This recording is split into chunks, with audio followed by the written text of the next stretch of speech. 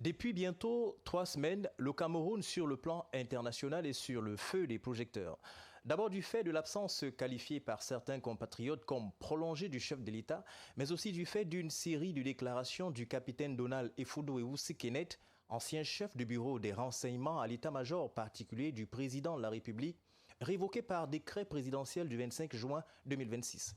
L'officier radie et multiplie depuis l'Europe les interventions médiatiques et met en cause de hauts responsables de l'État. Entre le secrétariat général de la présidence en passant par le conseiller spécial, le capitaine élargit selon les internautes ses attaques au monde des affaires en citant plusieurs noms des nationaux et d'expatriés englués dans le mucus glissant et moins propre de la corruption. Les révélations du capitaine Effudu sont-elles de simples allégations ou alors des témoignages pouvant entraîner une déflagration au cœur même du pouvoir? L'objectif n'est pas, à proprement parler, de juger de la véracité des accusations et ce n'est d'ailleurs pas le rôle d'un plateau, mais de comprendre pourquoi ces déclarations font autant de bruit sur la toile et visiblement dans les salons feutrés. En clair, c'est vouloir comprendre ce qu'elles révèlent de l'état actuel du pouvoir. Le débat se veut donc détenu sur deux bouts. D'un côté, un homme qui affirme parler au nom de la vérité et de la dignité, de l'autre, un déserteur en fuite, recherché par la justice dont les propos ne sont à ce jour étayés par aucune preuve ni décision de justice. Pour rappel, la Chambre nationale des experts criminels a d'ailleurs annoncé l'ouverture d'investigations et pourtant les personnalités citées n'ont jusqu'ici pas encore réagi. Alors que cette actualité alimente la toile, l'ambassade du Cameroun en Suisse a, elle aussi, ces derniers jours, eu la visite de compatriotes et réclamants de la basse, mobilisés avec la question reprise en chanson, scandant à l'unisson « Où est le président Paul Biya ?» Que cache cette mobilisation tout azimut? Balafon Télévision marque un temps d'arrêt afin d'éclairer cette séquence qui cristallise l'angoisse et les spéculations autour de la santé et de la présence du chef de l'État en Occident. En 90 minutes avec vous, nous voulons ensemble comprendre cette mobilisation dite justement d'une urgence citoyenne, de transparence et interroger en même temps la méthode, les acteurs et les arrière-plans. Puisque la Centrafrique et le Cameroun se partagent une longue frontière, il sera aussi question d'interroger le désarmement de 2 gendarmes camerounais accusés de racket à gazole en territoire centrafricain. Madame, Messieurs, merci de rester sur Balafon Télévision. Bienvenue à Accent 237, le débat des esprits libres.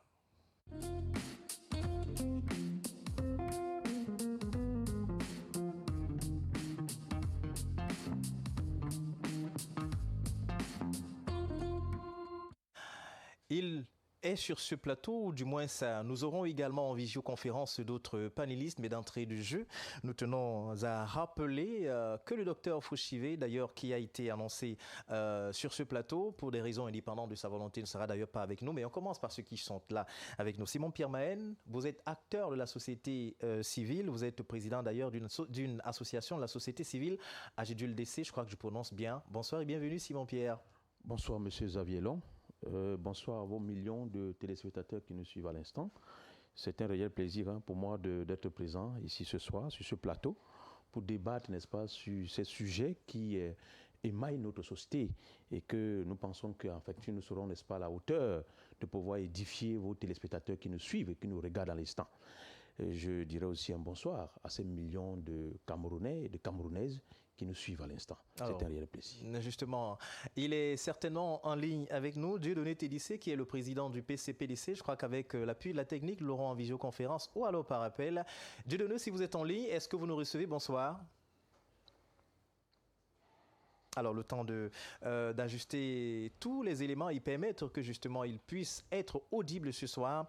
Madame, Monsieur, nous faisons une sorte de mise en contexte. Il vous souvient justement que ces dernières semaines le Cameroun a été au cœur de au cœur de ce que certains pourraient donc appeler des révélations peut-être scandaleuses, mais on ne dirait pas certainement le mot, on ne prononcerait pas le nom ainsi. Mais il se trouve justement qu'un ancien officier de l'armée camerounaise camerounaise est donc au cœur d'un certain nombre de révélations qui non seulement impliquent des hautes personnalités de la sphère administrativo-politique du Cameroun et aussi le monde des affaires. Un extrait, c'est un morceau choisi évidemment de la technique, en l'occurrence de nos fins limiers de la technique.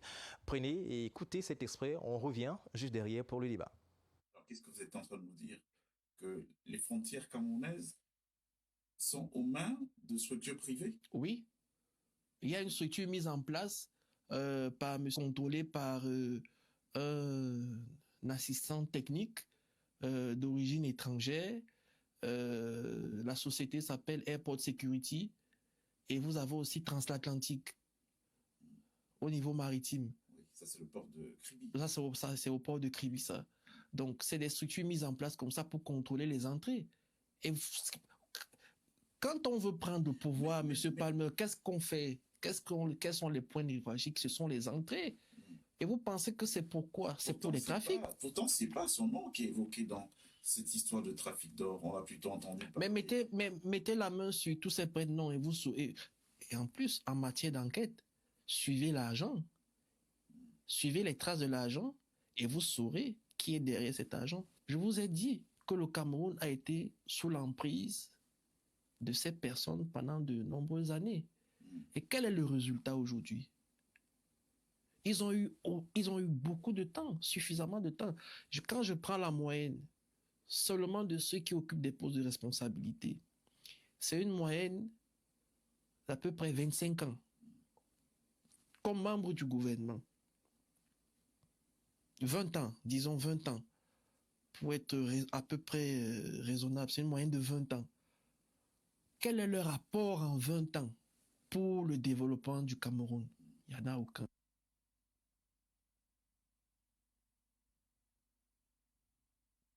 Et voilà justement, c'est un extrait, on l'a dit, un morceau choisi de quelques éléments, de ces éléments qui pullulent donc actuellement sur la toile et autres réseaux sociaux. Simon Pierre, Maën, nous sommes avec vous lorsque nous écoutons cet extrait. D'ailleurs, c'est ce qui a cristallisé l'attention non seulement des médias et des internautes cette semaine, lorsqu'un ex-officier de Satram parle donc en s'attaquant entre autres aux responsables de la présidence de la République. Est-ce que ce sont des paroles qu'il faut prendre prudemment ou alors ce sont des paroles qui peuvent avoir une certaine vérité et un degré de nuisance qui met à nu un certain nombre de dysfonctionnements de notre État? Comme vous avez dit, c'est un officier de l'armée camerounaise qui a servi dans le renseignement pour plus de précision. Qui a servi dans le renseignement camerounais. Maintenant, il faut se poser autant de questions. On parle là bien évidemment des Foudou, un individu. Alors, vous savez, moi je vais essayer de répondre à votre question en prenant simplement un exemple. Si vous êtes avec une femme aujourd'hui et qu'à un moment donné, que ce soit passé en bien ou en mal et que vous décidez de vous séparer, est-ce que vous allez peut-être forcément étaler les secrets de ce que vous avez connu avec cette femme-là à Mondovision? Pas forcément. Pas forcément.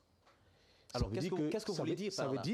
Ça veut dire que, en fait, si vous décidez de le faire, c'est que vous-même, vous n'êtes pas conscient de ce que vous avez fait ou bien de ce que vous faites. Qu'est-ce que je veux dire par là? Je veux simplement dire que le capitaine en question dont on est en train de parler là, il a travaillé. Et il a occupé quand même une grande responsabilité dans le renseignement. Très jeune, d'ailleurs. Et très jeune. Et c'est dernièrement que moi j'ai appris qu'on peut, avec les mentors, les caciques que vous connaissez, quand même se retrouver avec ces caciques-là, servir quand même, se retrouver au milieu, c'est-à-dire qu'au renseignement, ça prouve quand même qu'on se dit aujourd'hui que même les jeunes ont une place au sein de la société, ou surtout même dans cet appareil étatique. Mais maintenant, dit que parce qu'on n'est plus, et j'ai le sentiment que peut-être, je ne vais pas le juger, parce que vous avez dit tout à l'heure d'entrée de jeu, qu'il n'est pas question ici de juger. L'objectif n'est pas de juger quelqu'un. Le rôle de notre plateau, ce n'est pas de mettre un jugement, mais c'est de regarder ce qu'il y a en arrière-plan. Mais il y a quand même des sentiments qui peuvent animer quelqu'un. Est-ce que le capitaine en question, on lui avait promis un certain nombre de choses qu'on n'a pas réalisé, et donc par conséquent, c'est comme une femme qu'on peut mettre en attente, on lui promet des choses qu'on ne réalise pas, et puis boum, tous les secrets maintenant vont sortir dehors parce qu'en principe, on n'a pas réalisé. Deuxièmement, regardons même ce qui se passe en question. Est-ce que vous avez le sentiment qu'aujourd'hui, le capitaine en question, regardez ce qui se passe au niveau de la toile. Est-ce que vous savez que ce capitaine est devenu le plus grand influenceur national? Et d'ailleurs même, on le prend mécaniquement, même ceux qui étaient considérés comme étant des lanceurs d'alerte, et même ceux qui peuvent être considérés comme étant les blogueurs, tout ce monde-là qu'on a souvent l'habitude de citer ici, mais il a battu le record. Parce que toute l'attention est focalisée sur ce capitaine par rapport à ce qu'il dit. Il suffit simplement qu'il annonce une déclaration. Mais tout le monde est connecté sur Facebook, sur YouTube. Alors, est-ce que quelque part, Simon Pierre Mahen, sa très forte et grande proximité avec l'autre dirigeant ne confère pas une certaine crédibilité à ses propos quand même? Parce que étant au cœur du renseignement, on peut se dire qu'on est au cœur quand même de l'information et de la gestion de l'État. Mais il va là de la sécurité d'un État. Et je crois qu'à un moment donné, il faut savoir raison garder. Ce n'est pas tout ce qu'on peut balancer en public. On parle là du Cameroun. On ne parle pas d'un individu. C'est du Cameroun qu'on parle. Et il a servi dans le renseignement au Cameroun. Donc on ne saurait nullement pas. C'est vrai qu'à un moment donné, on peut croire en ce qu'il dit. Mais maintenant, on peut aussi avoir des réserves. Ce n'est pas tout ce qu'il peut peut-être se dire qu'on va prendre en considération. Oui. C'est vrai que même quand on essaie de regarder le fonctionnement, on se dit, mais quelqu'un qui a quand même été à l'appareil et qu'il commence à dire des choses, on peut le prendre, on peut le considérer au premier content. Et peut-être qu'il dit la vérité. Oui. Mais maintenant, est-ce que c'est léger, c'est-à-dire que est-ce que c'est saillant que quelqu'un qui a servi l'État du Cameroun, il n'est pas quand même le seul. Quand lui fait ses révélations, il n'est pas le seul capitaine ou bien encore le seul individu qui a révélé des choses pour l'État du Cameroun. Pas du tout. Il y en a beaucoup qui ont parlé du Cameroun. Mais est-ce qu'il est le seul à avoir parlé? Non. Mais maintenant, pourquoi? Quelle est la motivation? Quel est l'intérêt? C'est ça même, c'est même ça le problème. Quel est l'intérêt de sa sortie? Si on posait donc la question ainsi pour vous relancer et mieux comprendre, quel est l'intérêt de sa sortie? Est-ce que le contexte s'y prêtait? Est-ce que cette sortie peut avoir une influence sur les jours à venir au Cameroun? Mais bien évidemment. Regardez même ce qui se passe aujourd'hui. Peut-être que vous observez aussi comme moi. Toute l'attention est maintenant focalisée. Vous savez très bien que nous avons traversé des échéances électorales. On s'attendait forcément à un nouveau gouvernement. Et ensuite, on s'attendait à la nomination d'un vice-président, ce qui n'a pas été fait. Et en même temps, vous avez la situation dans laquelle les Camerounais se trouvent aujourd'hui. Tout le monde est crispé. Ils sont à l'attente et rien ne se passe. Et dans cette attente, donc, on décide maintenant de mettre au devant de la scène des sujets qui risquent, à un moment donné, susciter même un soulèvement pour certains. Parce qu'on parle effectivement des détournements qui sont passés de gauche à droite. Oui, tout à fait. Et alors, on parle plusieurs hommes d'affaires et même les hommes de l'administration centrale. Et en termes de milliards.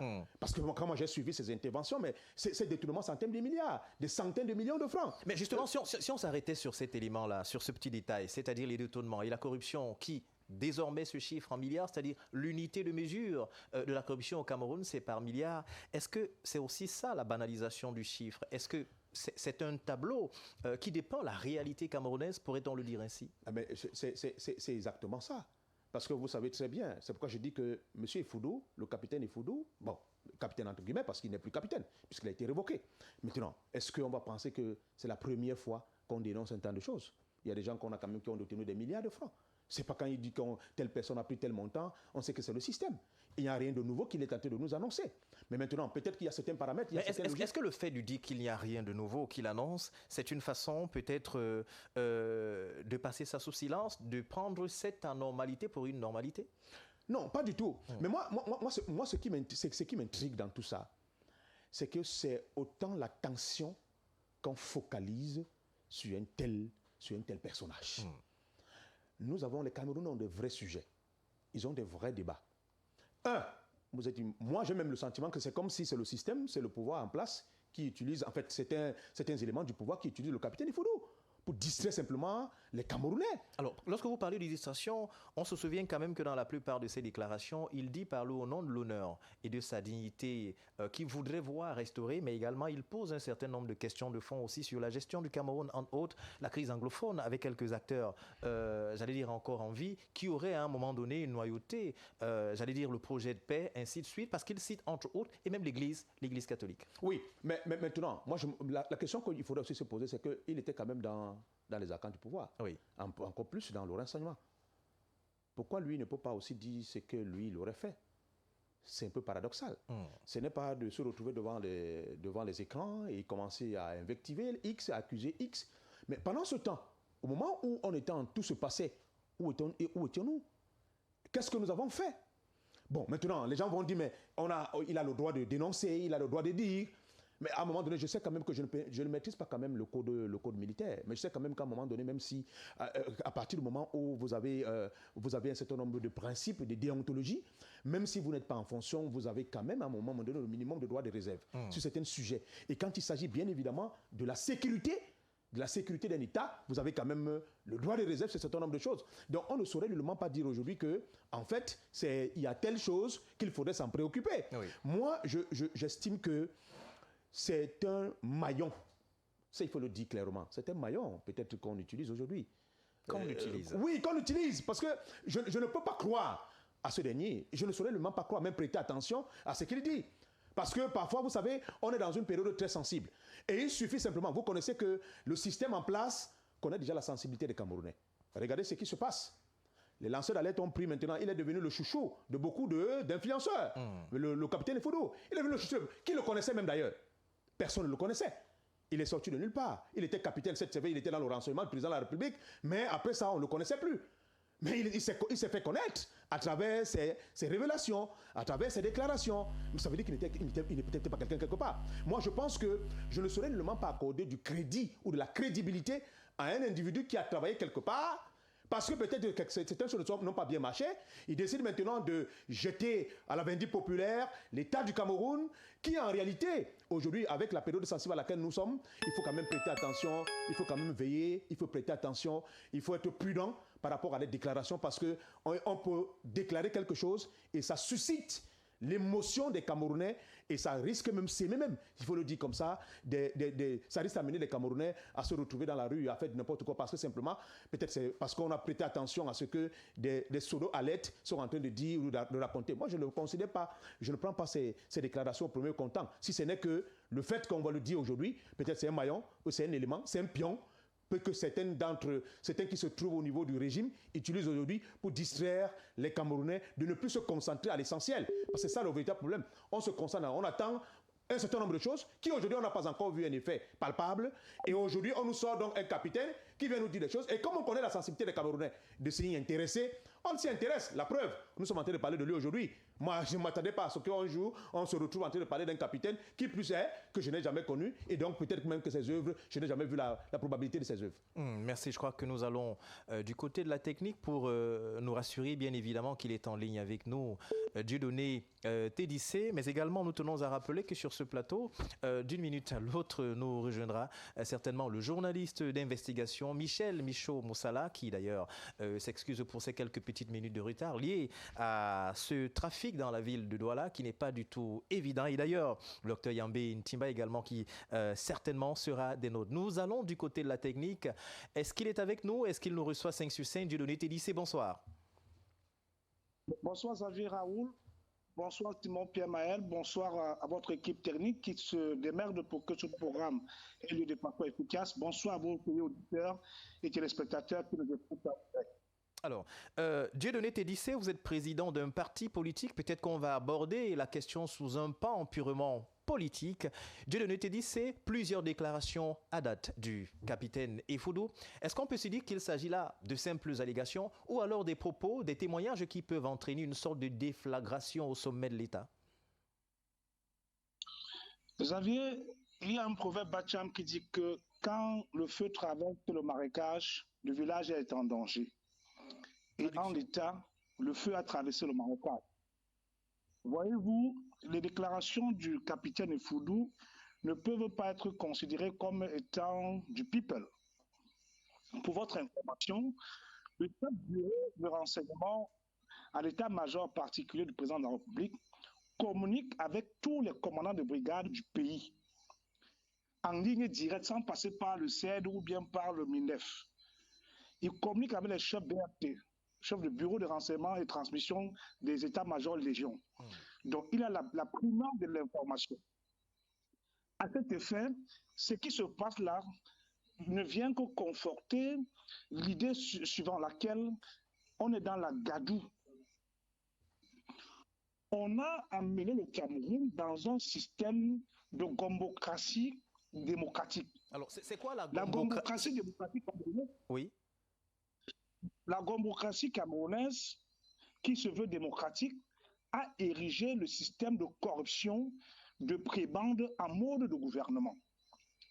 Voyez-vous, il est important aujourd'hui de moraliser et de définir quel est le modèle de gendarme, le modèle d'homme d'État que nous voulons dans 5 ans, dans 10 ans, dans 20 ans, dans un siècle. J'ai suivi Simon-Pierre Maël parler tout à l'heure.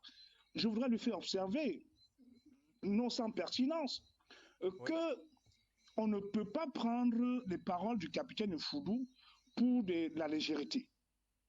Il s'agit d'un système qui a construit son mode de défense sur la destruction et la déconstruction des valeurs. Et pour l'instant, il n'a même pas encore fait les 1 tiers de 0,05% de ses déclarations. Je ne voudrais pas jeter ce jeune garçon en pâture, mais je voudrais inviter les Camerounais à comprendre qu'il est temps que chacun comprenne que la gestion de la République, c'est une affaire de tout le monde. Xavier, aujourd'hui, il fait des déclarations. C'est vrai qu'il a fait ces déclarations à partir de l'étranger. Mais combien sommes-nous au Cameroun et qui avons beaucoup de choses à dire et qui n'avons pas la possibilité de s'exprimer? J'échange avec beaucoup des hommes de la grande muette à longueur de journée. Il y a des frustrations à n'en point fini. Ce que le capitaine Foudou présente aujourd'hui, c'est tout simplement l'expression d'un pays qui a perdu les valeurs. Aujourd'hui, on a érigé le mensonge en modèle d'État. Je ne suis pas partant pour défendre la thèse suivant laquelle les secrets d'État, quand il n'y a pas de vérité, ne sont plus des secrets. On ne peut pas construire un pays sur le sectarisme, sur la promotion des non-valeurs, et on vient estimer qu'on doit protéger les gens qui ont truandisé l'État. Nous sommes dans le film Le Bon, la Brute et le Truand. Et il vous souvient que depuis le 7 juin, le locataire du palais d'Etoudi se retrouve dans un pays que personne ne connaît. On vous fait montrer les photos de 2024, on vous montre les photos de 2023, on vous raconte un tas de choses cousues de mensonges. Parce que les gens ont érigé l'embuscade en mode de gouvernance. Je voudrais, relativement à ces déclarations de capitaine Foudou, inviter vos téléspectateurs à faire preuve de beaucoup de discernement et à comprendre qu'il est temps que chaque Camerounais se mêle de la politique. Parce que tel que ça fonctionne là, on va se retrouver un matin, que les gars ont privatisé le pays. On vous dit qu'il y a des ministres qui ont payé pour être nommés. Ça, ce n'est pas une surprise pour moi parce que je suis au courant. Il y a des examens et concours qui sont organisés au Cameroun où les gens perçoivent de l'argent pour pouvoir acheter les places. Je ne veux pas vous dire que même le dernier examen du barreau, il y en a qui sont encore en train de rembourser l'argent qu'ils ont perçu par rapport à ça. Donc, alors, du coup, le pays est dans la gadoue. Ce que vous dites est grave, Dieudonné Tédissé. Pardon? Ce que vous dites est grave, Dieudonné Tédissé. Mais monsieur, je pèse mes mots. Je les mets à défi. Parce que lorsque vous avez décidé dans un pays d'ériger le banditisme politique à mode de gouvernement, vous avez érigé le mensonge à mode de gouvernement, c'est ce qui va seulement vous arriver. Parce que vous ne pouvez pas nous dire que dans un pays sérieux, il n'y a pas de critères objectifs de recrutement dans les administrations, il n'y a pas de critères objectifs d'évaluation des gens.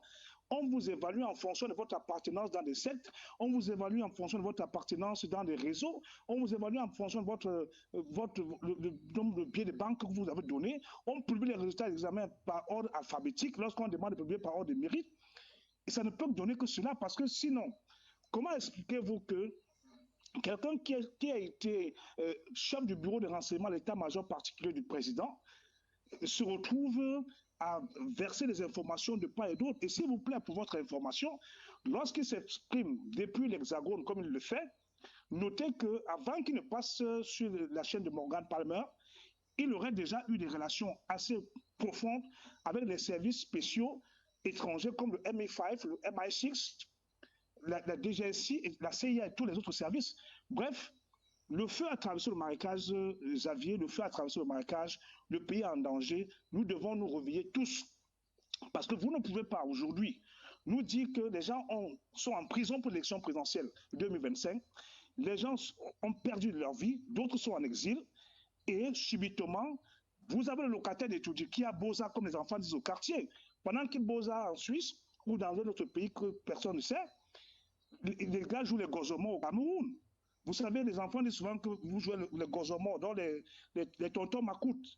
Donc dès que vous parlez, paf, on vous prend, on vous met en cellule. Ou dans les réseaux sociaux, on traque les gens de gauche à droite. On ne peut pas à ce point gouverner un pays avec la gadoue. Alors, aujourd'hui, il nous reste quelques jours. Oui. Il nous reste quelques jours pour la protection. Dieudonné Thédissé, on reste avec vous parce qu'on veut mieux comprendre. Peut-être qu'on s'achemine vers la sortie de la thématique, mais lorsque, dans les déclarations, on a entendu également le capitaine évoquer l'affaire Martinez-Zogo, arguant justement qu'il connaîtrait, entre guillemets, les auteurs, notamment de l'assassinat de Martinez-Zogo. Est-ce que l'on peut se dire que là, il y a une utilisation d'un drame national à des fins personnelles? Non, non, vous savez, les whistleblowers ne peuvent pas. Le capitaine Foudou est dans la logique de ce que Edward Snowden avait fait pour la CIA.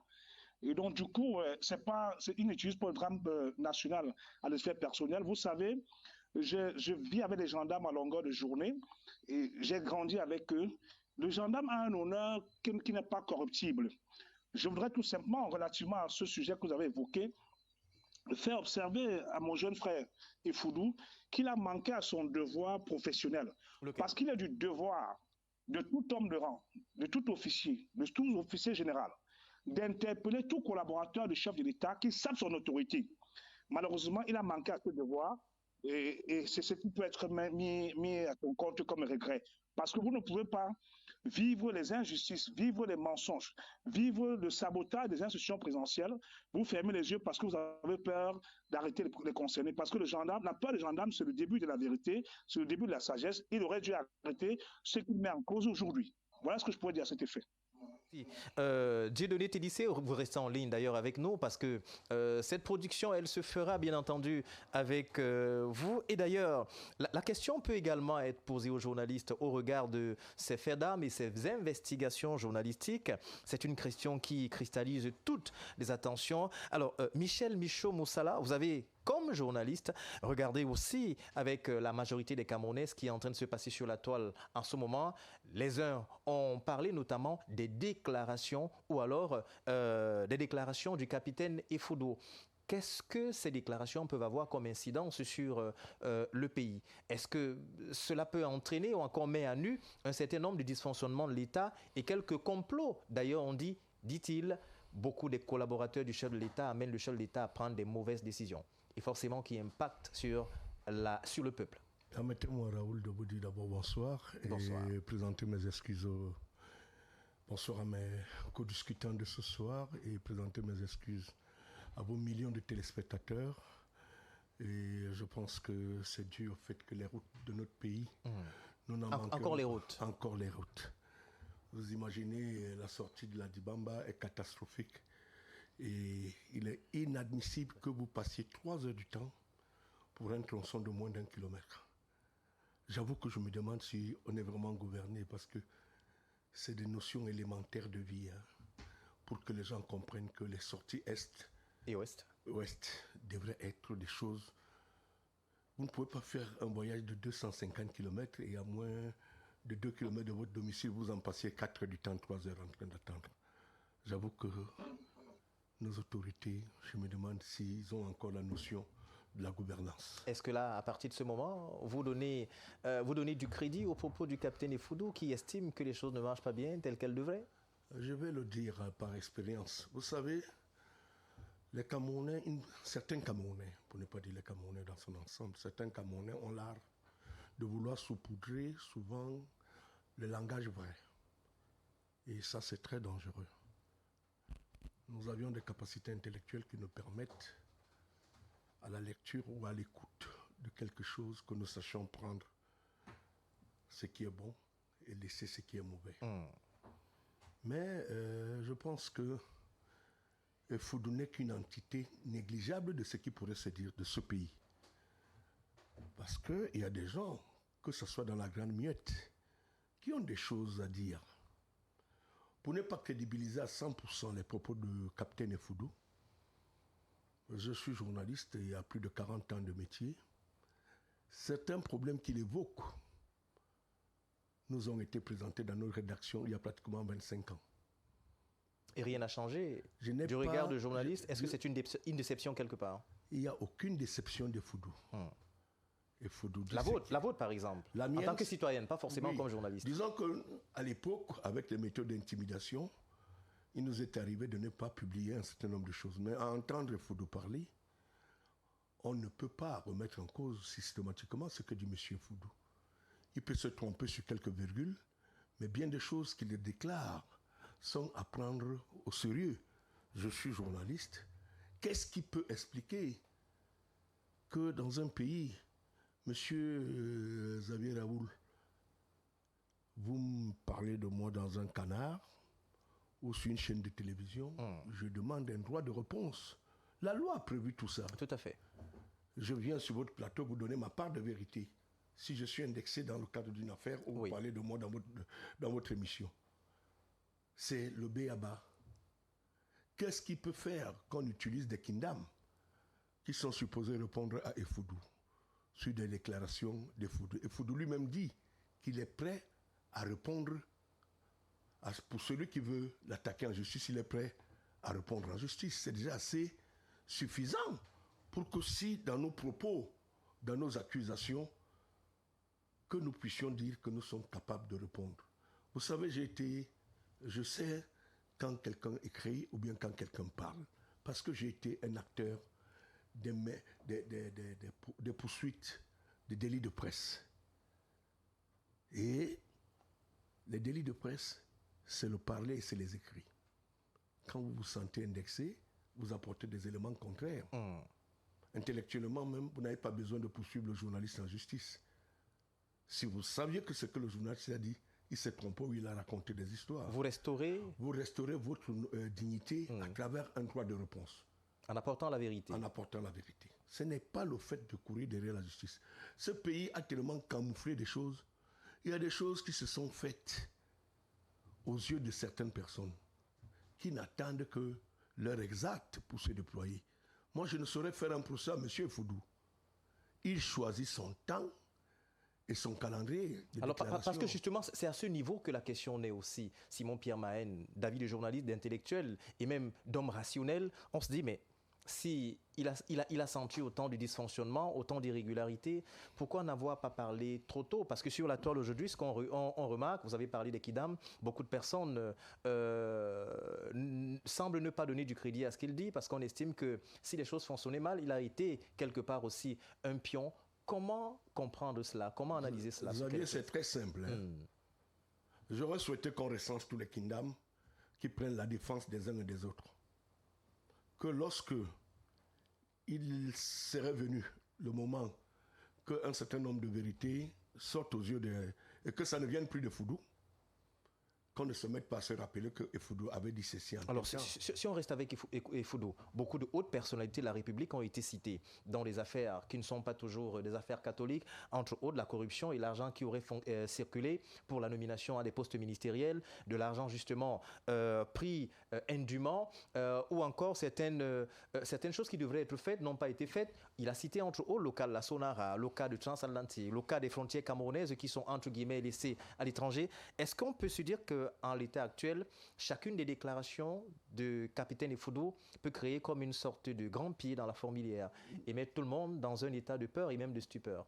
Vous savez, ce qui serait intéressant pour nos autorités, les citer dans les différentes affaires que Effoudou cite dans ses différentes déclarations, devrait, aux yeux de l'opinion, se sentir indexé et de posséder à la règle. C'est de venir dans les médias et dire que ce que M. Effoudou déclare est faux. Est faux. Mais je vais vous dire, je vais vous rappeler, apparemment nous ne tenions pas compte du poste sensible que M. Effoudou a occupé à la présidence de la République. Alors, chef du bureau Il de a renseignement. été chef de bureau du renseignement de l'état-major particulier du président de la République. Et ça, il faut le dire aux Camerounais. Ça signifie quoi? Tout ce qui est comme problème lié aux autorités militaires et civiles, c'est le bureau de filtrage de ce qui peut être présenté au président de la République. Monsieur Effoudou qui arrive à un poste sûrement a pris des...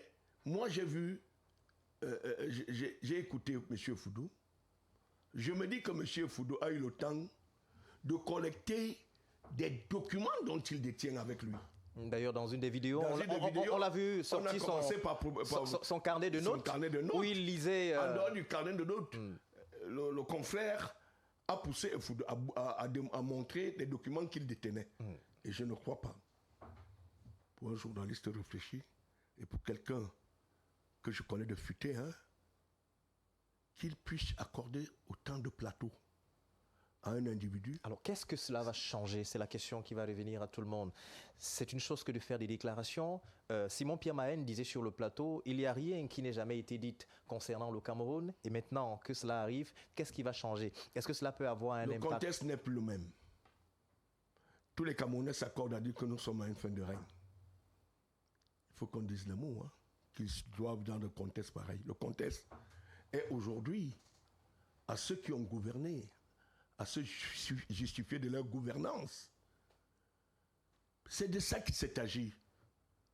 Quand nous disions qu'il y avait une espèce de gloutonnerie, les gens savent, ceux qui ont usé de leur position privilégiée pour poser un certain nombre d'actes.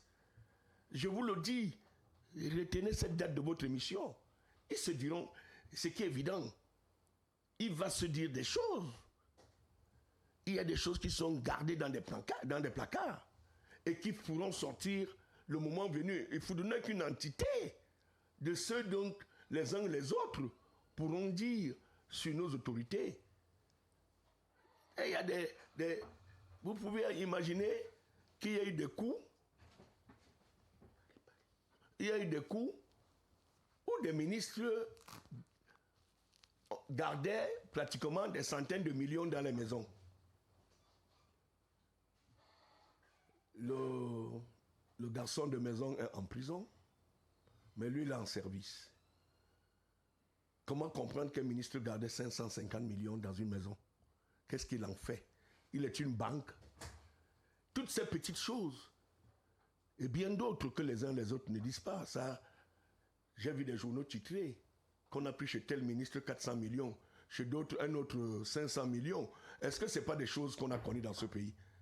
Est-ce qu'on a interrogé le ministre pour qu'il vienne se justifier comment est-ce qu'il a pu garder 500 millions dans sa maison? Est-ce que ça s'explique? Ce qui amène les gens à dire qu'on aura beau parler, rien ne va véritablement changer. Mais la question, elle reste. On reviendra à vous, Michel Michaud-Moussala. Est-ce que ces déclarations, parce qu'on va sortir, peuvent changer le quotidien des Camerounais? Est-ce qu'on peut assister à une sorte de mutation de la gouvernance? Et de quelles déclarations pourrait peut-être amener le chef de l'État à prendre les décisions assez fermes? Parce que, écoute, il faut de le dire, beaucoup de personnes ont trompé le chef de l'État. Je crois que il faut dire que parfois il y a des expressions que quand on les utilise, c'est avec beaucoup de lâcheté. Quand on dit que tromper le chef de l'État, est-ce que le chef de l'État est un enfant? Je ne crois pas.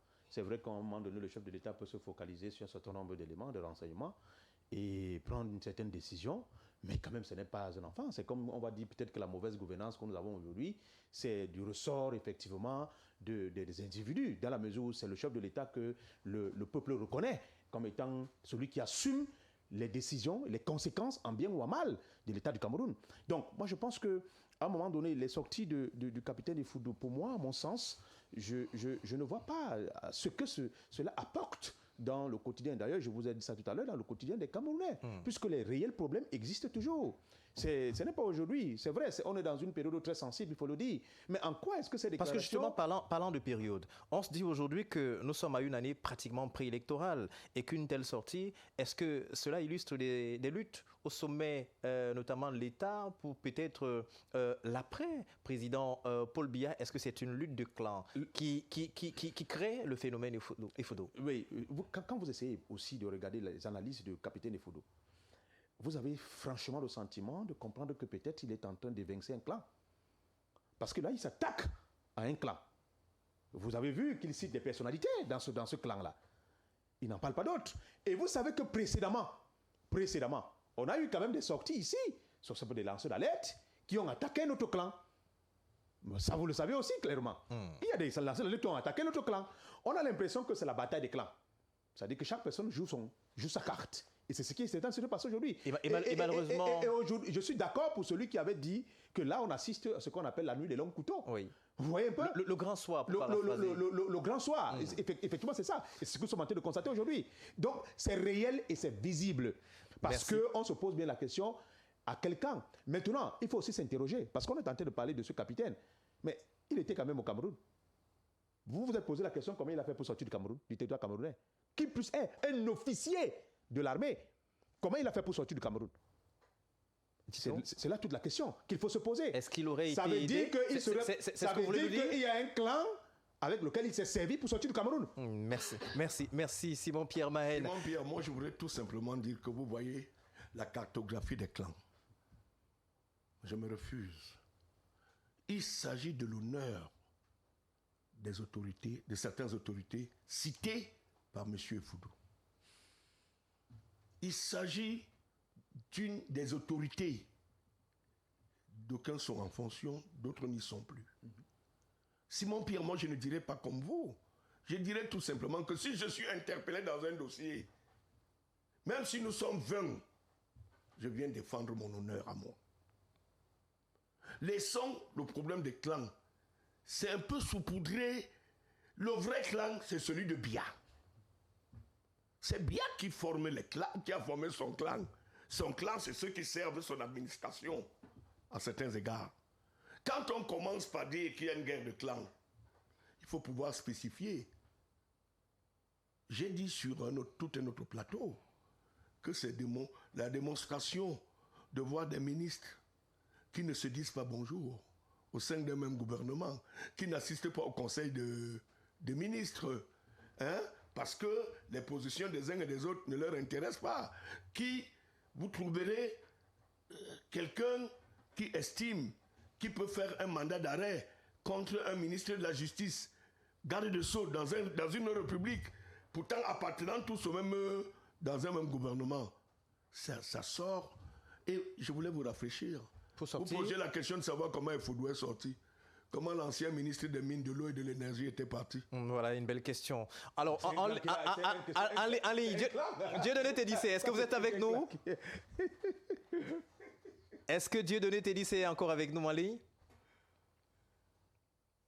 Voilà, le temps de rétablir la connexion entre Dieudonné Tédissé et nous trouvons donc un élément de transition pour parler tout à fait d'autre chose. Après ce sujet consacré notamment aux sorties, aux révélations du capitaine Effoudou, qu'est-ce que cela peut avoir comme impact sur le Cameroun et les populations camerounaises? C'est une question donc à 1000 points qui peut également se débattre dans vos différents salons. Mais nous parlons d'autre chose. Cette fois, du président de la République absent du Cameroun depuis le 7 juin dernier, après bientôt 60 jours à l'étranger. Cela a donc suscité un véritable tollé au niveau de l'ambassade de Suisse au Cameroun au 60e jour. Effectivement, les membres se réclamant de là-bas ont envahi l'ambassade de Suisse au Cameroun, réclamant le président de l'ambassade du Cameroun en Suisse, réclamant le président de la République. On regarde cet extrait, c'est un morceau choisi.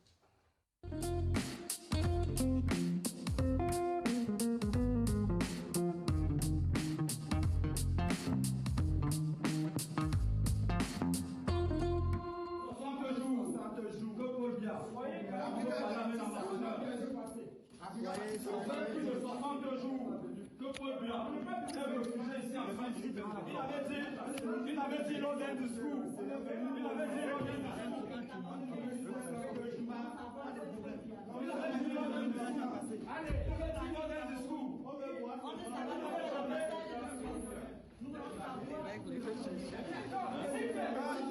Il faut qu'il nous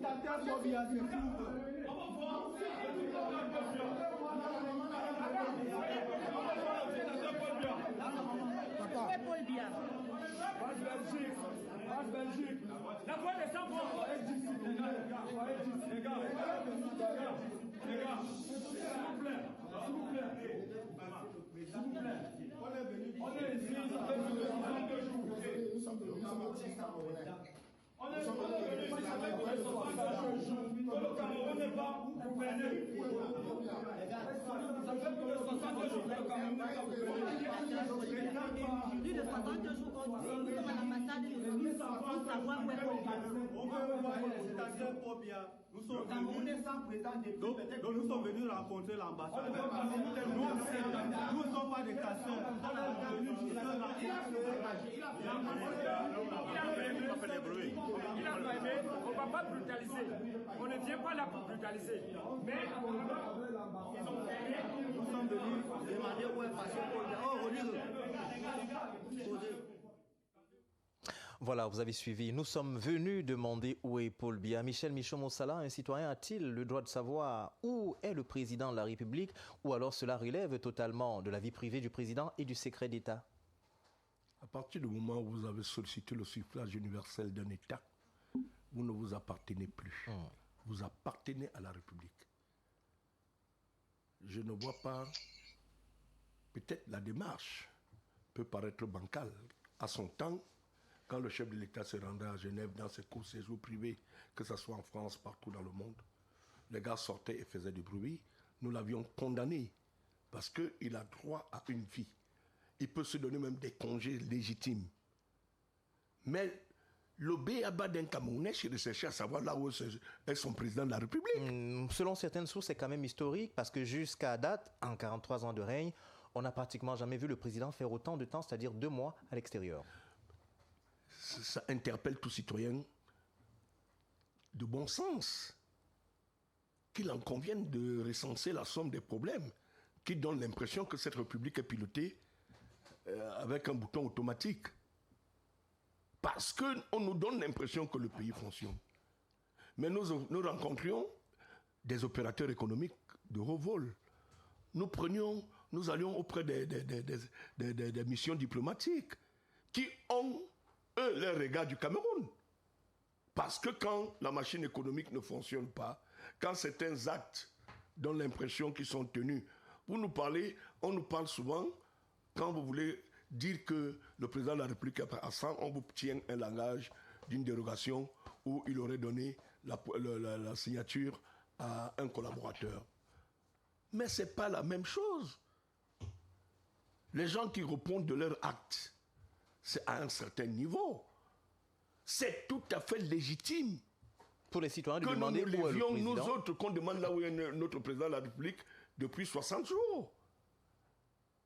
Peut-être que leur démarche, c'est celle qui est questionnable. Est questionnable parce qu'on nous a d'abord dit que le président de la République est en cours séjour privé. On est souvent habitué à ça. Après, on nous dit qu'il a des problèmes, des petits bobos de santé.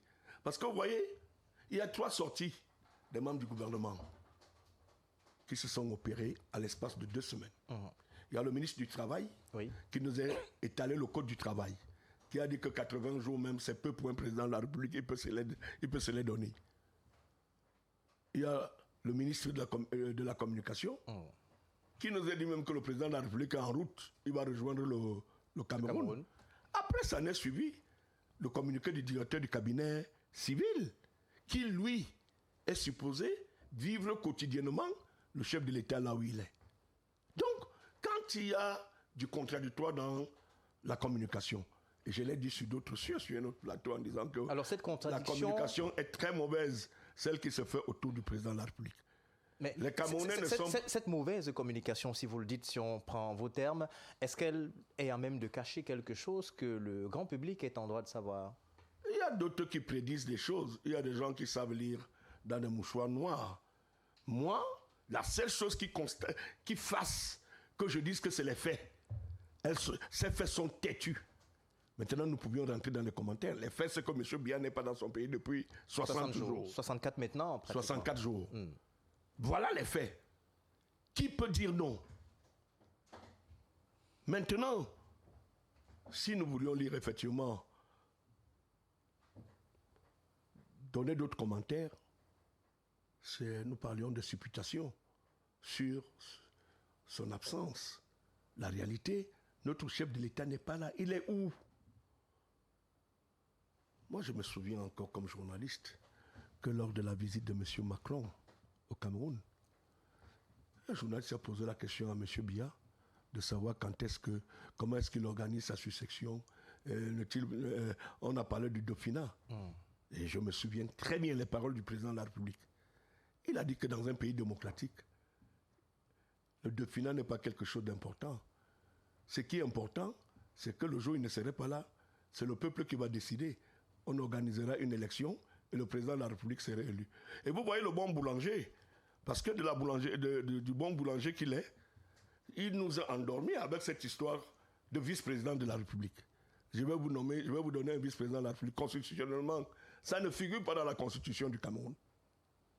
Mais on nous a présenté ça et les gens ont dit « Oh, le président de la République a pris conscience de son âge et du temps passé aux affaires. » Voilà un peu, parce qu'il y a des actes et des propos que quand un homme politique parle, il faut savoir s'en tenir. Parce que beaucoup de Camerounais ont oublié, quand on voit l'interview du président de la République lors de la visite de Macron, quand il lui a été posé des questions sur le Dauphinat.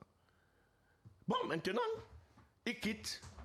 3 mois après l'élection, il n'a jamais nommé un vice-président. Peut-être que ça nous viendra maintenant de là où il se trouve, puisqu'il y a un débat. Quand on signe un décret, on dit fait à Yaoundé-le. Alors que le président est absent. Alors que le président est absent. Évaluez vous-même ce que ça coûte au Cameroun. Ces histoires de mettre en mission les parafeuilles de la présidente de la République après avoir préparé peut-être les tests ici pour que ça parte. Et vous savez, pour sécuriser la mallette du président de la République, il y a au moins 8 personnes qui accompagnent tous les services de la présidente de la République. Est-ce que ça coûte au trésor public, au budget de l'État? Le chef de l'État n'a pas voyagé seulement avec 10 personnes. Hein. En fait, avant qu'il n'aille, il y a un poste avancé de sécurité qui se fait dans le pays dans lequel il accueille. En préparation du terrain? En préparation du terrain. Quand il arrive, la veille de son arrivée, il y a des gens qui assurent tout le service protocolaire du président de la République. Le chef de l'État doit être avec 35 personnes là-bas. Hein. Pour sa sécurité. 2, Dieu seul sait, si nous comptabilisons un peu, on prend la calculette pour voir que même en 60 jours, si quelqu'un a 250 000 par jour, frais de mission pour payer son hôtel et manger, 650, ça fait combien? On peut rapidement taper dans la calculatrice et voir. Michaud Moussala. Alors justement, Simon-Pierre Mahen, je crois qu'il est en ligne avec nous. Dieudonné Télissé, est-ce que vous êtes là? Alors, Simon-Pierre Mahen, la base justement réclame que le chef de l'État soit présenté publiquement. Est-ce que c'est une revendication légitime et démocratique ou alors tout simplement c'est une mise en scène destinée à humilier le pouvoir? Arrivé dans une institution comme l'ambassade, et c'est vrai, ils ont dit dans les déclarations qu'ils ne sont pas venus faire du bruit, mais le fait de cette façon, quand même, ça pose un peu problème. Quand vous parlez effectivement de la BAS, c'est quoi la BAS? La brigade anti-Sardina. Mais la brigade anti-Sardina, je ne sais pas si c'est une entité ou c'est pas moi. Quels sont les individus qui y sont? Dites-nous, peut-être que vous en savez. Peut-être que la plupart de ceux qu'on voit généralement qui sont appelés la BAS, on peut se dire, à la lumière d'un certain nombre d'actes et de faits, documentés d'ailleurs, avec l'enfarinement des autorités à l'étranger, entre autres, on peut se dire que c'est une entité qui agit dans la négation du pouvoir de Yaoundé. Mais c'est une réalité, ce sont des faits qui parlent. Et quand ça me surprend qu'ils disent qu'ils ne sont pas venus pour... les gens vont demander... le doyen Michel Moussala a demandé tout à l'heure qui est le président. Je ne sais pas pourquoi il se pose cette question. Doyen, le président, on vous a dit que le président est en Europe pour un court séjour. Vous voulez encore qu'on vous dise encore quoi? Est-ce qu'après 2 mois, c'est une relance, est-ce qu'après 2 mois, on peut toujours se dire que c'est court, Simon-Pierre? Non, vous ne savez pas ce qu'on vous a toujours dit. On vous a dit que court séjour, ça peut même être 5 mois, 3 ans, 4 ans, 5 ans. Qu'est-ce que vous voulez? Pourquoi vous voulez toujours faire des débats là où il ne faut pas? C'est mon Pierre, pourquoi tu ironises comme ça? Non, je ne suis pas... Ça peut même mettre 7 ans. Ça peut même mettre 7 ans. Donc ne cherchez pas à poser des questions. Non, ça peut même être comme le tunnel. Mais bien sûr. Il faut pouvoir voir le bout et ça dépend de chaque... C'est effectivement ça. Vous cherchez quoi? Bon, en fait, maintenant posons-nous des vraies questions. Allez-y. Le président, il n'est pas là. Ça change quoi dans le vécu des Camerounais? Ça change. Je veux poser une question. Énormément, mon cher. Oui, ça change. Mais depuis un certain temps, vous savez, ce n'est pas aujourd'hui qu'on parle du président. Même étant au pays, les Camerounais ont toujours revendiqué qu'on ne voit pas les actions du président. Il ne s'agit pas simplement de le voir. Il ne s'agit pas qu'il soit là au Cameroun. Les Camerounais ont besoin que le président implémente sa politique dans ses actions. On ne sait pas savoir s'il est là ou bien il n'est pas là. Même s'il était à l'étranger pour un court séjour, pour des années. Mais il faut quand même que les Camerounais ressentent qu'effectivement, l'État camerounais est gouverné, ou bien le gouvernement est en train d'agir. Mais il y a des décrets, il y a des nominations, Les il y a ci nominations, ou c'est ça. quoi? Est-ce que ça ne Les montre pas... nominations, on prend les gens, on fait des nominations dans l'armée. En quoi les nominations dans l'armée importent la vie des Camerounais? C'est la sécurité du pays. Oui, c'est la sécurité du pays. C'est ça qui donne la magie aux Camerounais. Quand vous voyez les Camerounais qui sont là un peu de partout là, hein, qui demandent que, mais finalement on ne sait plus. Vous arrivez dans un service, vous ne savez même pas si le service fonctionne ou pas. C'est chaque personne qui applique sa loi dans son service. C'est le Cameroun. Ce sont ces décrets-là qui arrêtent la vie des Camerounais. Non, soyons sérieux. Est-ce qu'il faut aller puiser dans la cuisse de Jupiter pour dire qu'il y a problème? Comment tu peux balayer d'un revers de la main que l'absence d'un chef de l'État ne cause pas de problème? Mais comment tu peux comprendre dans un pays normal que des individus s'organisent à aller avec des décrets incorrects pour d'autres et corrects pour d'autres et se retrouvent en train d'aller déposer des décrets? Comment comprendre qu'une haute instruction donnée à un collaborateur, à un autre ministre, par celui qui est censé détenir la signature présidentielle? Ouais, mais non, je vais juste me poser des questions. Ce qu'il faut comprendre... Ça veut dire qu'il n'y a pas un arbitre. Non, mais ce qu'il faut comprendre, ce n'est pas autant la présence du président de la République qui importe les Camerounais. Qu'est-ce qui importe? Non, ce qui importe les Camerounais, c'est quand on voit les actions, que ce soit son absence ou sa présence sur la vie des Camerounais. C'est ce que je suis en train de dire. Même s'il est là, et que rien ne se passe, et qu'on continue de vivre ce que nous vivons là, en quoi sa présence est utile pour les Camerounais? Non, quand même, c'est très grave ce que tu dis. Non, vous dites que c'est très grave. C'est très grave, Simon-Pierre. Non, attendez. Je te connais bien intelligent. Non, attendez. Ne tombe pas dans ce train. Non, il faut être réaliste. Dire que l'absence d'un président de la République... Non, il faut être réaliste. Vous ne pouvez pas avoir un chef de famille qui n'est pas là. Qui n'est pas là, ou donc qui est même là, admettons qui est même là, mais qui ne fout rien. Ça veut dire qu'il est là, on ne voit pas ses actions. Est-ce que c'est le cas du Cameroun? Il ne parvient pas à régler les problèmes pécuniaires de sa famille. Qu'on ne ressente pas, ou sa femme ne ressent pas, les enfants ne ressentent pas sa présence. Mais maintenant, vous allez demander aux enfants, est-ce que vous avez besoin de voir votre père? On va vous dire que même quand il est là, il ne fait rien. Sa présence nous sert à quoi? C'est une réalité. C'est le cas du président. Mais c'est le sentiment des Camerounais. C'est ce que tu veux dire, c'est très grave. Non, mais c'est le sentiment des Camerounais. C'est le sentiment des Camerounais. Non, soyons sérieux. Pour moi, personnellement, non, pour moi, personnellement, il faut le dire clairement. Pour moi, personnellement, je ne suis pas le seul. Prenez un vox pop. Posez la question de savoir. Est-ce que le président de la République, en quoi son absence importe sur la vie d'un Camerounais? Je vais vous dire quelque chose. Alors, on peut se dire une chose. Oui. Est-ce que vous voyez quand même qu'aujourd'hui, il y a une sorte de légitimité, il y a le doute qui plane sur un certain nombre de décrets qui sont lus, peut-être sur la télévision ou encore sur les médias publics. Est-ce que ce doute-là ne peut pas à un moment donné créer un effet peut-être indésirable? Moi, je vais vous dire quelque chose. Je vais vous dire ce qui est clair. Pour moi, personnellement, que le président soit là ou pas, je vis. Merci Simon. Simon Pierre Mahen, je crois qu'il est en ligne. Dieudonné Tédissé. Bonsoir Xavier, je vous reçois 5 sur 5. Très bien. Alors, Dieudonné Tédissé, la question est la suivante. Depuis le départ du chef de l'État le 7 juin dernier, on est aujourd'hui pratiquement à 64 jours. Et puis, il y a des communications qui sont nombreuses.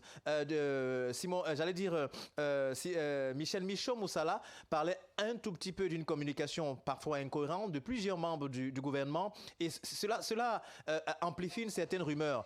Qu'est-ce qui empêche aujourd'hui Dieudonné Tédissé qu'une image réelle du président de la République soit présentée au public, peut-être pour taire cette rumeur et rassurer les Camerounais qui s'inquiètent de plus en plus? Jaurès, on est dans la gestion par embuscade. Tout empêche. Vous savez que nous sommes le peuple de la forêt et généralement, quand la vipère se sent menacée, elle monte sur l'arbre. Genève est devenu l'arbre qui protège le président, apparemment. Parce que voyez-vous, tout à l'heure, l'aîné Michel Moussala vous a expliqué, vous ne pouvez pas avoir de décret à géométrie variable. On vous dit que le monsieur est en Suisse, personne ne le voit. Les gens vont même à l'ambassade, l'ambassadeur même ne peut rien vous dire de concret. Je vous ai toujours expliqué, Xavier, que le régime qui nous dirige n'a pas compris que le pouvoir, c'était un prêt. Et que le pouvoir, c'était la course de relais. Malheureusement, ils ont cru que c'était une propriété. Ils ont construit leur système dans le mécanisme politique où on a promu le système de nomination par l'État qui oblige chacun à rester dans son coin et à conserver la petite parcelle qui est offerte. Personne ne va vous montrer le président de la République. J'espère qu'en fin de compte, la vérité sortira parce que, voyez-vous, il y a un proverbe tout pourri qui dit que les calebasses sèches ne partent pas la danse des bâtons. Les communications alambiquées, controversées qui se font, c'est parce qu'il y a un mensonge à quelque part. Le mensonge, c'est la calebasse, la vérité, c'est le bâton. Et en l'état, personne ne va vous donner une information efficace. Vous voyez que la seconde thématique est en étroite liaison avec les déclarations du capitaine Foudou. Il y a des clans qui sont appropriés par effraction le pouvoir à Yaoundé, qui font la pluie et le beau temps et qui ont intérêt à ce que leur passeport appelé M. Bia continue à rester aux affaires. Parce que, voyez-vous, la présence continue hors du territoire avec tout l'opacité que cela entraîne, a tout simplement pour motif fondamental que c'est le seul qui a la légitimité dans son équipe. Il a construit son modèle de gouvernement dans la destruction de tout ce qui l'entoure. Conséquence, c'était lui le seul arbre qui faisait la forêt. Aujourd'hui, on est obligé, même s'il est dans n'importe quel état, de garder le ministère là pour éviter que l'ensemble de la machine s'écoule. Mais je vais donner un avis qui va vous surprendre. Dites-nous. Il vous souvient que le pape Benoît XIV, en son temps, s'étant rendu compte que la curie romaine était devenue dangereuse, avait démissionné pour faire partie de tout le monde. Donc, du coup, je crois que le meilleur moyen pour lui de se sauver, c'est de démissionner, sachant que sa démission va entraîner la chute de tous ces clans qui sont formés autour de lui et qui ne contrôlent plus véritablement. Xavier, vous savez, la redevabilité est au cœur de la gouvernance. Je suis assez surpris que Simon Pierre dise que quand il est ici, il fait quoi donc? Il peut me rester là-bas. Non! Il est parti solliciter les suffrages des Camerounais. Au lendemain, bon an, mal an, le conseil constitutionnel a déclaré élu. Et un de ces 4 matins, il bosa comme les enfants du quartier. Le président a bosa. Vous voyez que c'est pratiquement quelqu'un qui a embusqué là où lui c'est. Et aujourd'hui, pour une transparence efficace, pour une gestion forte de la République, il est important qu'il revienne parce que, voyez-vous, nous sommes un peuple de la forêt, nous sommes le peuple africain avec notre authenticité culturelle. On ne peut pas supporter que Aïdjoua est dehors, beaucoup de chefs traditionnels sont dehors et lui aussi pas calé dehors. Vous voyez que c'est un héritage qui sera assez lourd, qui commande que nous n'ayons pas à gérer ce genre de difficultés. Alors, Dieudonné Tedissé. Oui. Dieudonné Tedissé, justement, le débat naît. Oui, je vous reçois. Pour beaucoup de personnes, l'absence du président de la République ne devrait peut-être pas être un sujet qui devrait cristalliser les attentions, comme cela est le cas. Que dites-vous de cela? Non, vous savez, il faut éviter de partir à la danse des sorciers quand on n'est pas sorcier. Vous savez, ceux qui banalisent son absence au pays, ceux qui banalisent son absence au pays n'ont rien compris. C'est lui qui est venu solliciter les suffrages des Camerounais. Je ne crois pas que c'était ses collaborateurs qui sont venus solliciter le suffrage. Et donc, vous voyez, aujourd'hui, il ne faut pas banaliser son absence. Nous n'avons pas construit le palais pour faire de ça une salle de classe présidentielle. Nous n'avons pas donné un fauteuil présidentiel pour transformer ça en banc présidentiel. Il n'y a pas de banc présidentiel à Yaoundé. Et que le propriétaire, le locataire du fauteuil revienne à l'effet que si ça ne va pas, qu'il remette ce qu'on lui a donné. Vous savez, quand la chèvre va en concubinage, le cabré et la chèvre appartiennent au propriétaire. En état, le fauteuil appartient au peuple du Cameroun. Si ça ne va pas, qu'il vienne nous remettre.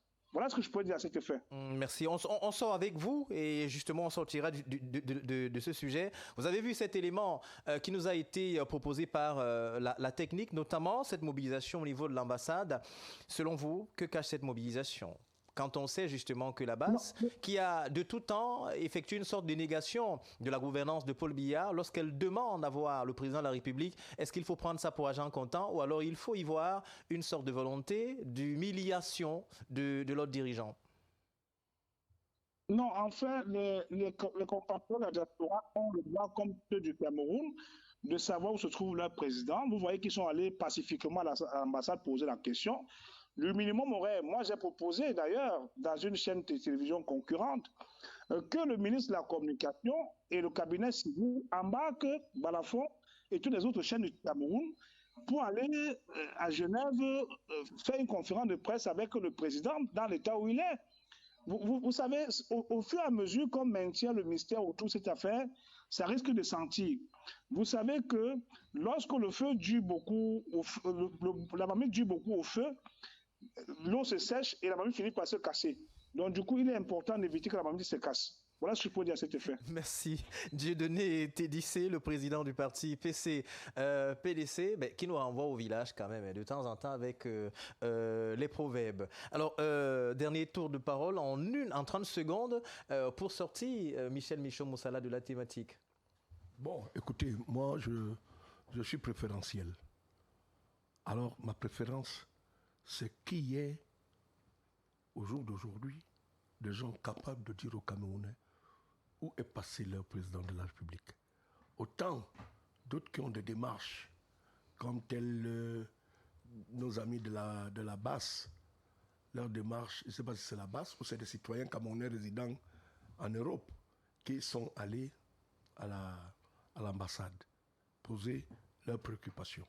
Nous qui sommes ici, mais prenez la somme des plateaux depuis 64 jours. Faites une espèce de sondage médiatique. Vous verrez que 90% d'intervenants posent le même problème. Qu'est-ce que les Camerounais demandent? Il n'y a qu'à Simon Pierre ou l'absence du président de la République. Il peut faire même 5 ans, 7 ans sa mandature. Il la passe tranquillement à Genève. Et que nous louons même, il faut même qu'on loue un avion pour que tous les documents qu'il aura à signer, que ce vol parte le matin et qu'il nous revienne dans la soirée. On a même déjà loué l'hôtel. Voilà. Vous voyez déjà que vous avez même déjà à louer l'hôtel. Et ça, c'est aux frais du Camerounais. Parce que c'est le président de la République. Je ne sais pas qu'est-ce que Etoudi est devenu subitement pour que la joie d'y vivre dedans en soit un problème. Merci. Donc, Michel. moi, je dis qu'il est légitime que le Camerounais se pose bien des questions. De savoir là où est passé le président. Et d'ailleurs, sur la toile, on a vu beaucoup de personnes qui ironisaient, quelques personnes qui dessinaient un jeune avec le palais d'Itoudi sur sa tête en disant il est mieux qu'on le transporte directement du Cameroun, peut-être pour Genève. Là, ça va clore tous les débats. Mais revenons. Alors, sur cette recherche du président de la République par la base, alors, quel sera le dernier commentaire que vous donnerez sur le sujet? Non. Pour moi, je crois qu'on n'a pas besoin de chercher le président. On n'a pas besoin. Non, on n'a pas besoin de chercher le président. Le président de la République, il vit. Et nous, les Camerounais, et d'ailleurs, je suis un jeune Camerounais, ce que moi, je continue toujours à marteler, ce n'est pas autant sa présence qui m'importe. C'est l'effet de sa présence. De la gouvernance. Non, c'est le fait de la gouvernance que je veux ressentir dans ma vie en tant qu'un Camerounais. C'est-à-dire dans les poches et dans le panier de la ménagère. Dans les actes. On peut même être là-bas. Ça n'empêche pas ce que le président soit là-bas. Hein, c'est là où il se trouve, qu'on ait un nouveau gouvernement. Ça n'empêche pas ce qu'on ait un nouveau vice-président. Ça n'empêche pas ce que le panier de la ménagère change. Donc, il y a tellement de choses auxquelles il faudrait se focaliser. Parce qu'aujourd'hui, on dit le président. Mais moi, je vais te poser la question tout à l'heure au doyen. Quand je lui dis, ce n'est pas une façon d'ironiser. Est-ce que vous savez que autant les Camerounais qui nous écoutent et qui nous regardent, le véritable problème que nous avons, c'est de savoir que si quelqu'un est là, qu'on ressente sa présence, tout à fait, et dans les actes, c'est suivi. S'il n'est pas là, vraiment, honnêtement, vraiment, c'est donc autre chose, suivi. Vraiment. Michel, j'imagine que vous n'étiez pas Simon Pierre Mahen, lors d'une grève des étudiants. À son temps, c'est M. Mbelamba qui était recteur de l'université. Quand les étudiants, quand cela s'est mal passé, une grève des étudiants, les plancards disaient que le berger du recteur est plus grand que les étudiants. On mangeait mal dans les restaurants U. Mais, vous savez, il a fallu un mot. C'est Aïdjo qui est sorti, il a dit, l'ordre régnera à l'université par tous les moyens. Chaque étudiant a su prendre sa place. Vous voyez pourquoi la présence d'un chef est important. Vous avez depuis 4 ans. Et depuis que nous vivons, il y a quand même des situations ici. Non, je vais vous que dire. Les Camerounais ont vécu. Moi, je vais juste te donner quelques idées. Quand vous avez un avion et vous avez déjà loué un hôtel, et comme il peut vivre pendant 5 ans là-bas, nous avions des enfants qui sont sortis de l'ENAM, magistrats. Qui attendent. Est-ce que vous pouvez aller tenir le conseil supérieur de la magistrature en Suisse? Merci. Je ne sais pas dans quel coin il se trouve. Merci. Alors, c'est suivi. Simon-Pierre Mahen. Le président de la République peut faire même 7 ans. Merci Simon-Pierre Mahen. Michel Moussala, on parlera d'autres choses, notamment sur ce plateau ce jour. C'est effectivement cette autre affaire qui a fait les choux gras de la presse, naturellement, et notamment avec l'interpellation de 2 gendarmes, dit-on, en territoire centrafricain. Ils ont été désarmés par les autorités militaires de la Centrafrique, ce qui pose un certain nombre de problèmes. Est-ce que là, le Cameroun a-t-il frôlé une sorte de crise diplomatique? Prenons cet élément et regardons-le, cet élément produit par nos confrères de Le Messager.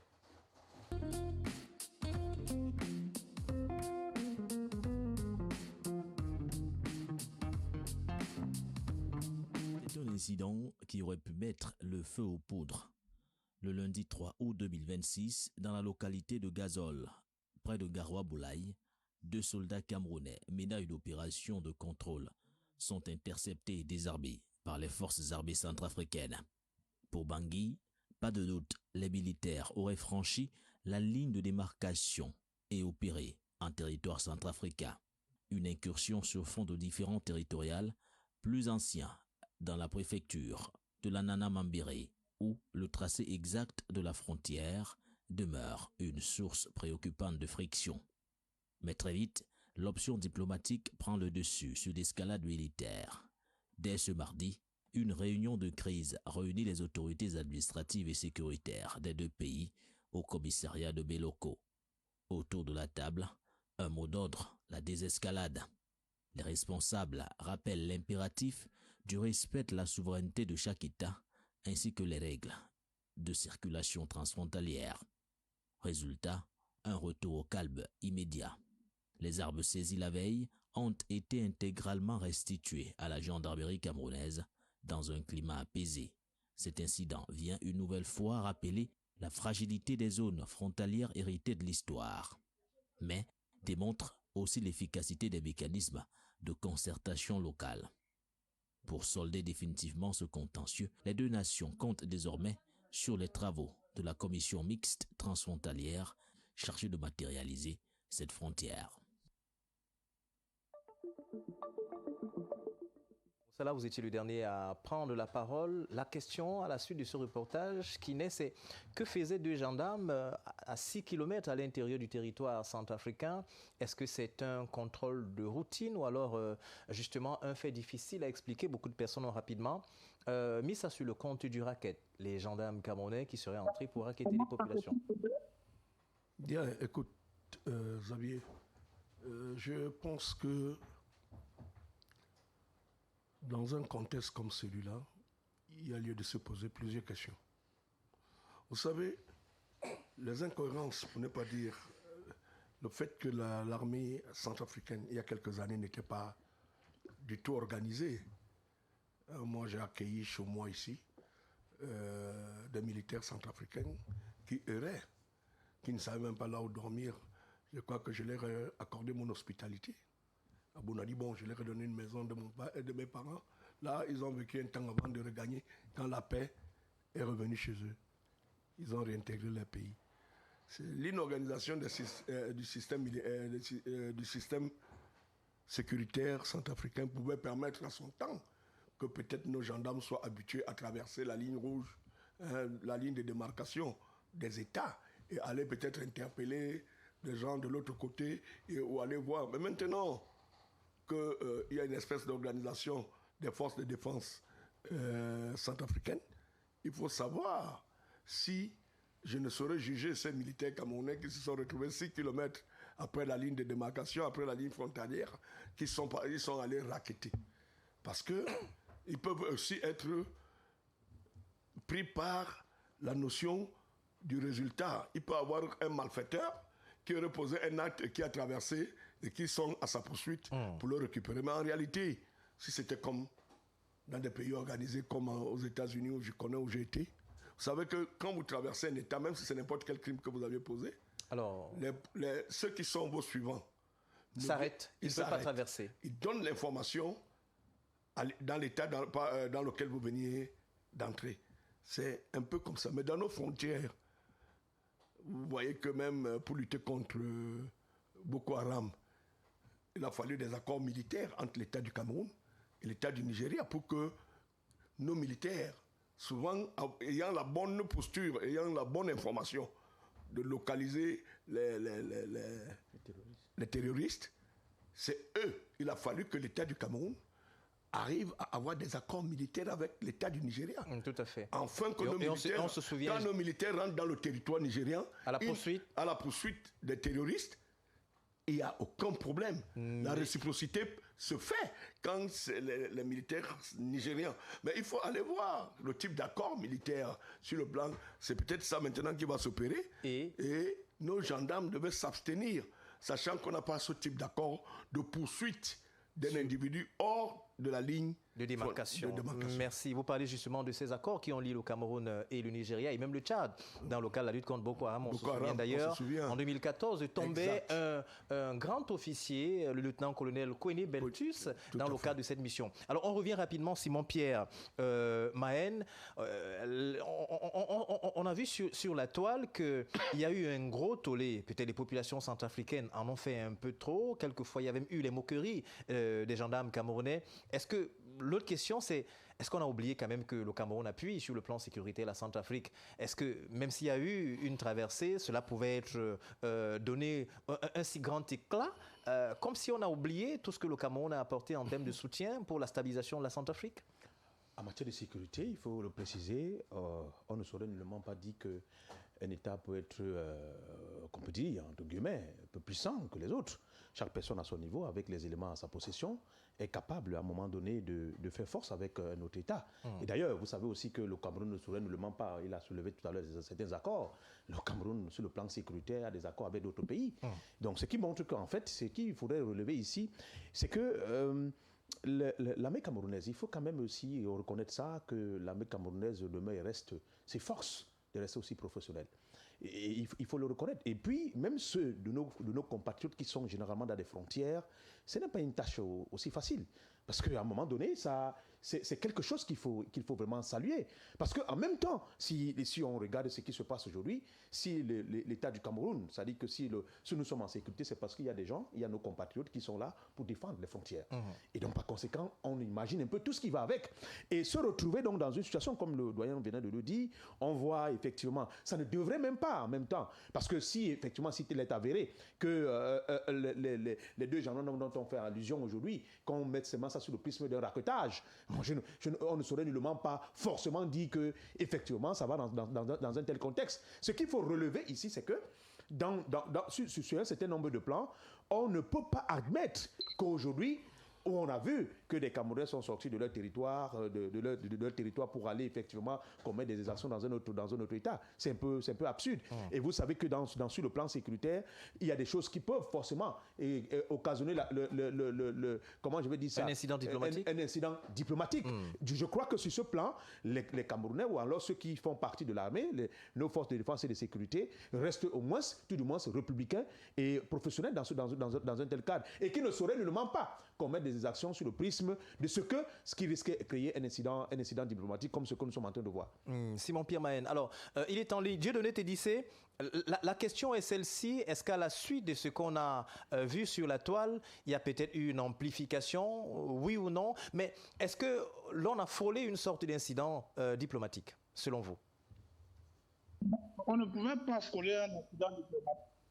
Parce que les accords d'établissement de 63 prévoient que les pays ne peuvent pas stationner les forces à moins de 30 km des frontières. Ça, c'est un premier point. Le second point, c'est que l'État du Cameroun a le droit d'exercer un droit de poursuite. je voudrais informer vos téléspectateurs que l'article 39 de la Charte des Nations Unies prévoit le droit de poursuite lorsque les individus de forces négatives peuvent être amenés à traverser le territoire.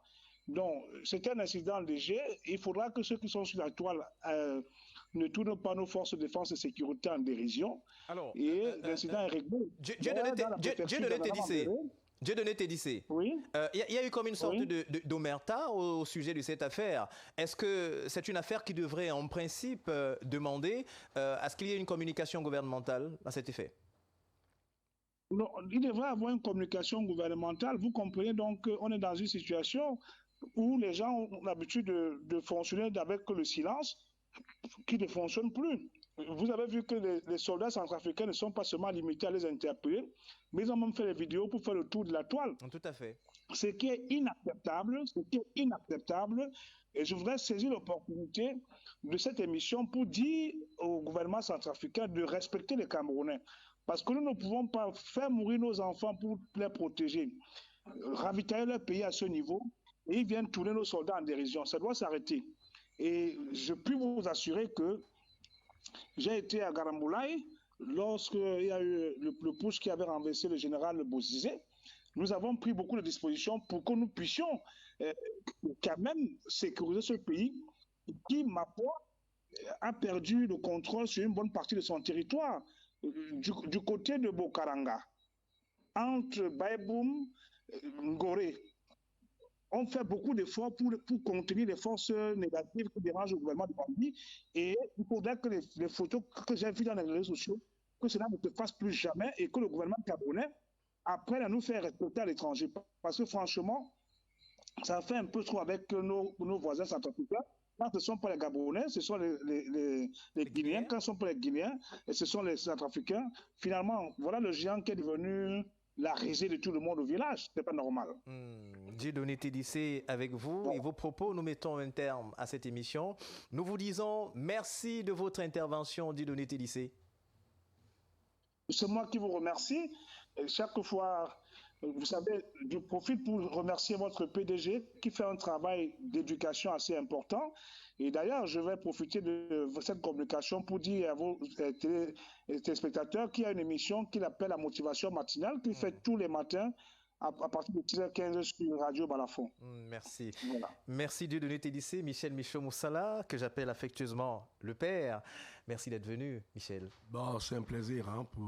Je me réjouis à chaque instant que vous m'invitiez, que vous ayez des sujets cocasses et tenaces. Ça m'intéresse.